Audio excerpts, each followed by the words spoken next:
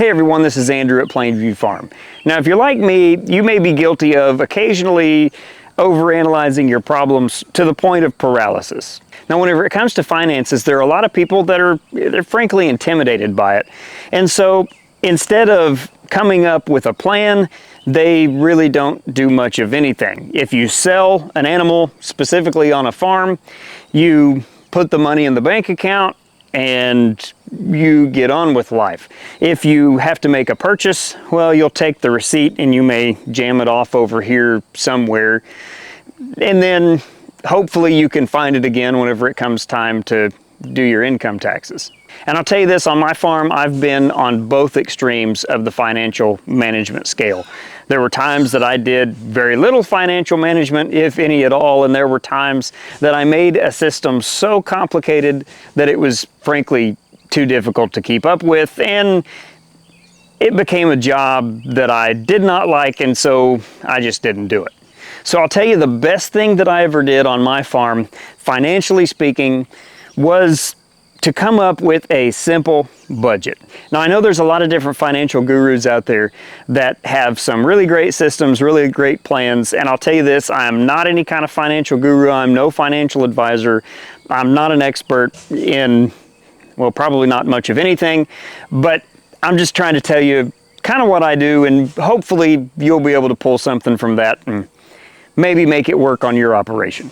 So as I was saying, probably the best thing that I've ever done on my farm, financially speaking, was to make a simple budget. And the central part, the key part of that budget plan, was dividing each individual farm enterprise into its own standalone entity, whatever you want to call it. And what I mean by that is the cows are responsible for the cows, the goats are responsible for the goats, pigs responsible for pigs, chickens responsible for chickens, and so on and so forth. Now I'm no longer raising chickens on a scale that I did previously. I used to raise meat birds, 100 birds at a time, and I also had several pastured egg chickens. Right now we only have a backyard flock, but still this all applies to every aspect of the farm. So as I was saying, all of these individual enterprises, they all have to stand on their own legs. If I sell a butcher hog or a feeder pig or even meat out of the freezer, that money goes into the pig fund. And the pig fund is used to buy things that are necessary for the pig operation. The same thing is true with the cattle and everything else. I do not go to the cattle fund or the goat fund in order to buy pig feed or to buy hog panels, fencing for the pigs, any of those kinds of things. Now there may be some of you slapping yourselves in the forehead saying, you know, that's just basic common sense. But if you are just starting out, let me explain to you the reason why you should do things that way. First and foremost, you should make sure that you separate all of your funds out individually among your farm enterprises, because it can cause you to spend money where you may not otherwise spend money. For instance, I have a group of feeder pigs right now. I've sold a handful of them off. I'm going to keep the remainder of them to raise out into butcher hogs that I will then either sell as butcher hogs delivered to the processor, or I will have processed myself and then sell individual cuts of meat. So those individual hogs, they have to have feed. The same is true for the cattle and the goats. They also have to have feed. Now I don't put up my own hay. I buy hay every year because I don't have ground or equipment that is good for hay. So I have to buy all of that in. Well, if I reach over into the hay fund for the cattle and the goats, and I use that to buy pig feed, well, the problem is then I may not have what I need in order to buy hay feed for the cows. And the same is true for the pigs. If I reach over and I buy pig feed, or I buy hay from the pig budget, the pig fund, then I end up throwing things off, and well, now I don't have the money that I need in the pig fund in order to buy the pig feed that I need to raise those feeder pigs out into butcher hogs. Now, one of the reasons for me specifically that doing this type of thing is helpful is because it keeps me on track. I'm the type of person that can very easily pull myself off track whenever I'm wanting to do something. Say, for instance, I'm wanting to reseed a pasture. Well, what I end up doing is I want so badly to reseed that pasture, I get a tunnel vision type view of it, that I start to neglect other things, or I start to overlook other things, and I spend money where I probably shouldn't be spending money. I've mentioned in previous videos that I'd really like to turn this pasture that's right behind me, I'd like to turn it into a hay field, and that, you know, I might do that this year. Well, now I'm kind of starting to slow myself down on that, simply because, you know, there's probably other things that need to be done first. And if you lay out your finances and you plan ahead, you take the money that you have and you say, okay, well, so much has to go for hay, so much has to go for mineral, so much has to go for wormer, medicine, whatever it may be. Then you start to say, all right, well, here's where I have room maybe to do something else. So one of the projects I've already done this year is I divided most of the property into a rotational grazing system. Now, if I start to plow up the ground behind me and reseed this whole pasture and make a hayfield out of it, then it's possible that I'm going to end up eating into the cushion that I like to have in the event that, well, something happens that I'm not prepared for. You know, I think too often there are a lot of farmers out there that they just throw all their money into one account, and you know, they look at the account and they say, yeah, you know, there's money there, so I need this or I want to do that, and they just pull the money out, and the next thing you know, they're out of money. And then in those instances, what ends up happening is you have to go into your personal finances and start pulling money out and putting it into your farm, which honestly, I don't want to do that. Like I said before, I want my farm to be able to stand on its own feet. At the end of the day, the goal is to get the farm to the point that the farm can actually put money into the household finances. And I'm not going to be able to meet that goal if I'm just flying by the seat of my pants. So as I mentioned, on my farm, all of the different enterprises are required to stand on their own feet.